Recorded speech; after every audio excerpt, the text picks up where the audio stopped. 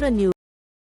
पती पत्नीची गळफास घेऊन आत्महत्या, चाळीसगाव ग्रामीण पोलीस स्टेशनला अकस्मात मृत्यूची नोंद। परिसरात सर्वत्र हळहळ। चाळीसगाव वार्ताहर शिवापूर शिवारात पती पत्नीची झाडाला गळफास घेऊन आत्महत्या, चाळीसगाव ग्रामीण पोलिसात अकस्मात मृत्यूची नोंद करण्यात आली आहे।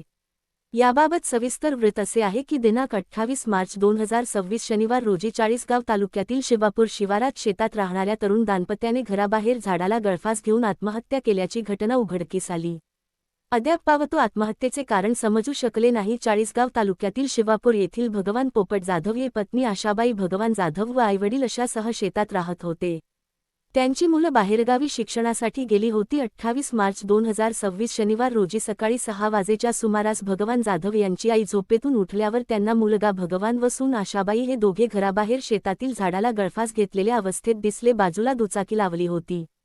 या घटनेची माहिती मिळताच नातेवाईकांनी शेतात धाव घेतली। दोघा पती पत्नींना चाळीसगाव ग्रामीण रुग्णालयात दाखल केले असता वैद्यकीय अधिकारी यांनी तपासून दोघांना मृत घोषित केले। या प्रकरणी वैद्यकीय अधिकारी यांनी दिलेल्या खबरीवरून चाळीसगाव ग्रामीण पोलीस स्टेशनला अकस्मात मृत्यूची नोंद करण्यात आली आहे।